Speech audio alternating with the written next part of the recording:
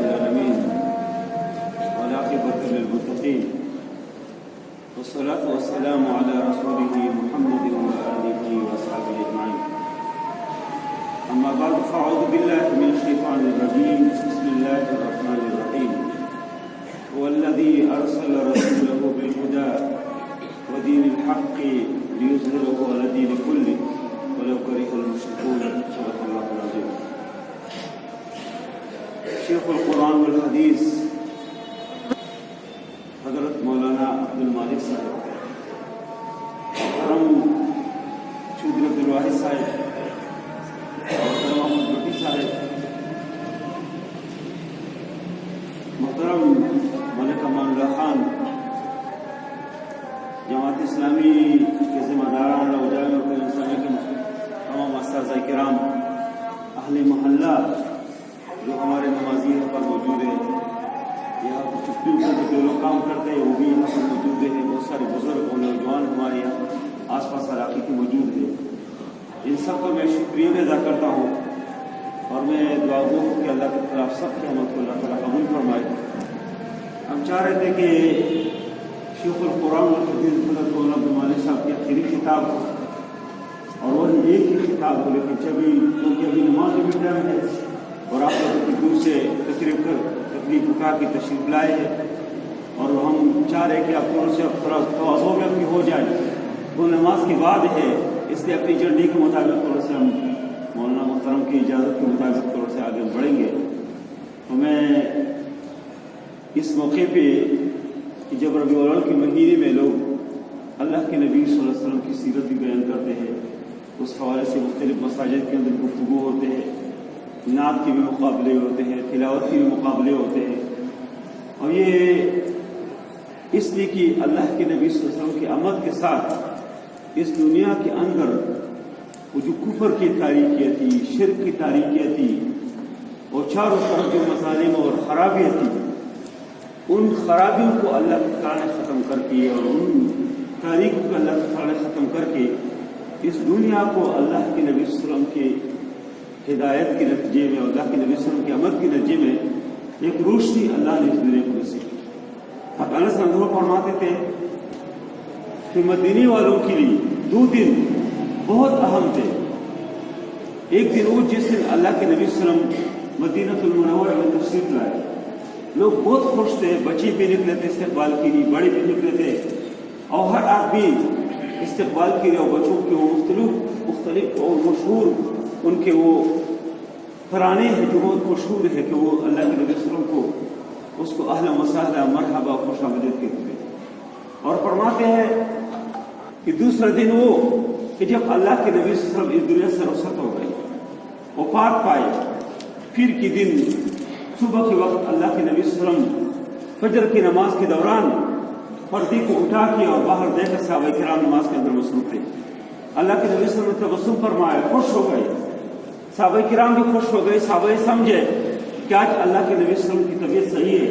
اللہ کے نبی صلی اللہ علیہ وسلم نکل آئیں گے، ہمارے ساتھ شریک ہو جائیں گے نماز میں. لیکن دنیا کی جو سورج طلوع کی طرف جا رہی تھی اور نبوت کی جو سورج ہے وہ غروب کی طرف جا رہی تھی. اور جو ہی سورج کو طلوع ہوا تو اللہ کے نبی صلی اللہ علیہ وسلم اس دنیا سے رخصت ہو گئے. اور وہ صحابہ کرام کے لیے بہت غمگین دن تھے، غم کم ایک دن اور ایک فکر مندی. اور ہر آدمی اس فکر میں تھے کہ اللہ کے نبی صلی اللہ علیہ وسلم اس دنیا سے رخصت ہو گئے. وہ اللہ کے نبی، وہ اللہ کے پیغمبر جس کے ذریعے سے یہ تاریخ دنیا روشن ہو گئی تھی، اب اس کے بعد کیا ہوگا؟ لیکن اس کے بعد اللہ تعالیٰ نے اللہ کے نبی صلی اللہ علیہ وسلم کے جو جانشین تھے، اللہ کے نبی صلی اللہ علیہ وسلم کے جو ماننے والے تھے، ابوبکر صدیق رضی اللہ عنہ ہو، اس کے بعد عمر فاروق رضی اللہ عنہ ہو، عثمان غنی، علی رضی اللہ عنہ اور صحابہ کرام، اس کے بعد ائمہ و خلفاء اور پورے ایک سلسلہ ہے کہ آپ تک وہ سلسلہ جاری ہے. اور جو لوگ بھی اللہ کے نبی صلی اللہ علیہ وسلم کے ساتھ محبت کرتے ہیں، دین کے ساتھ محبت کرتے ہیں، اس شریعت کے ساتھ محبت کرتے ہیں، ان کی قربانی یہ ہے اس کے نتیجے میں یہ دین آگے جا رہے ہیں. اس کا مولانا محترم نے فرمایا کہ دین غلبی کے لیے ہے، یہ دین کو اللہ تعالیٰ غالب فرمائیں گے. اللہ کے نبی صلی اللہ علیہ وسلم ایک دن بیت اللہ شریف کے ساتھ ٹیک لگا کے بیٹھے تھے. حضرت خباب بن عرط تشریف لائے، کہا یا اللہ کے نبی الا تستنصر لنا، ہمارے لیے مدد کی دعا نہیں کرتے، مدد طلب نہیں کرتے، اللہ تدعو اللہ لنا، ہمارے لیے دعا نہیں کرتے۔ اللہ کے نبی صلی اللہ علیہ وسلم سیدھی بیٹھ گئی اور فرمایا خباب آج تو تم گھر سے نکلتے ہیں اور لوٹنے والے آپ کو لوٹتے ہیں، عزت لوٹنے والے آپ کی عزتوں کو لوٹتے ہیں، خون بہانے والے آپ کو خون بہاتے ہیں، لیکن فرمایا کہ اس دین کے نتیجے میں، اس شریعت کے نتیجے میں فرمایا کہ وہ دین آپ دیکھو گے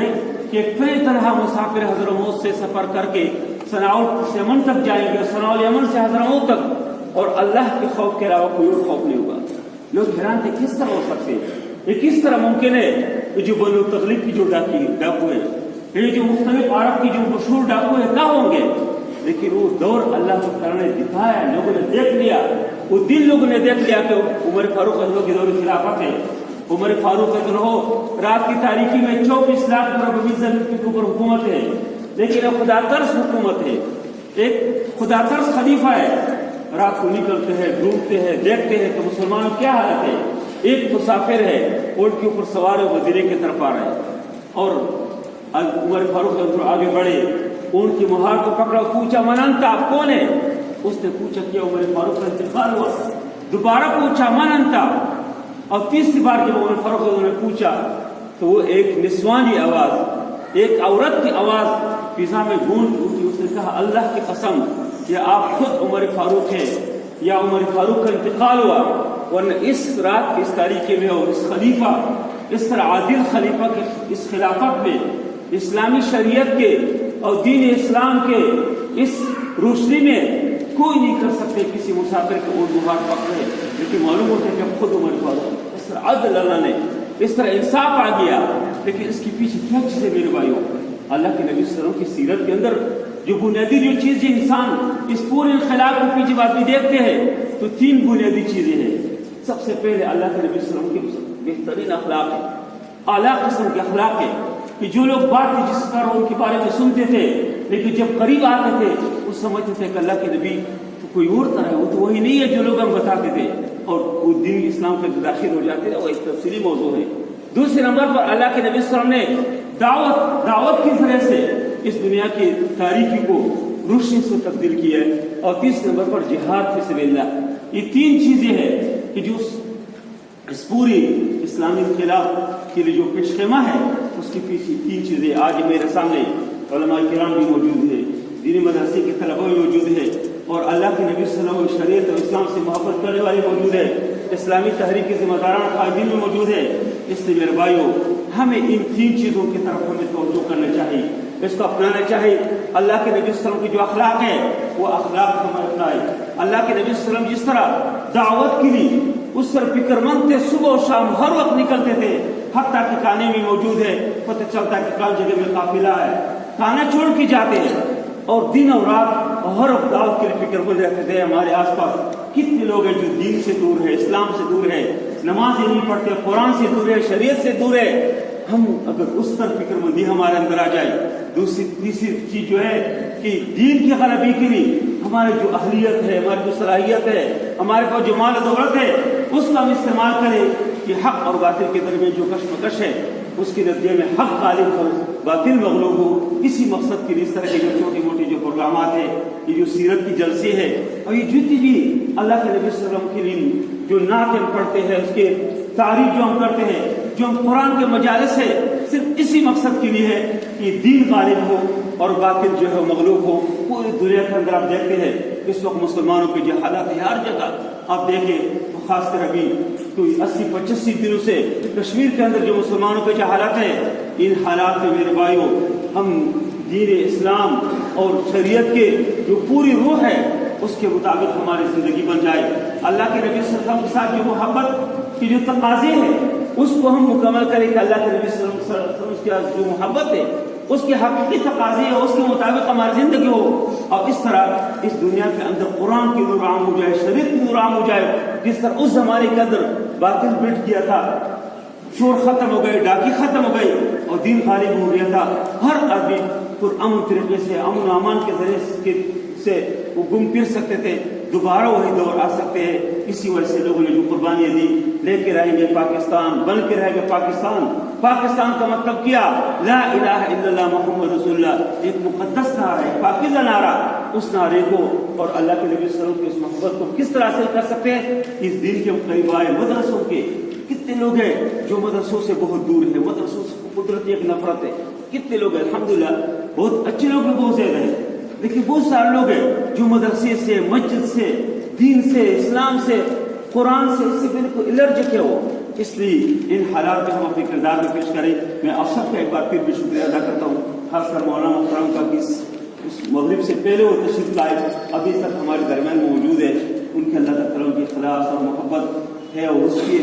بے شمار ان کے الحمدللہ شاگرد ہے۔ یہ جو ادارہ ہے اس کے یہ ادارے کے شیخ الحدیث ہے، شیخ القرآن ہے، اس ادارے کے محترمین الحمدللہ بڑا ادارہ ہے۔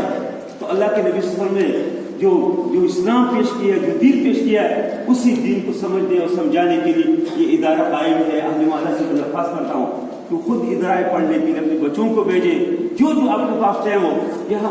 کوئی وقت اس طرح نہیں ہے کہ جس میں آپ کی یہاں معلم میسر نہ ہو، استاد میسر نہ ہو، آپ وقت نکالیں، اپنے بچوں کو بھیجیں۔ اللہ تعالیٰ ہم سب سے راضی ہو۔ وصلی اللہ تعالیٰ خیر خلقہ محمد و علیہ وسلم۔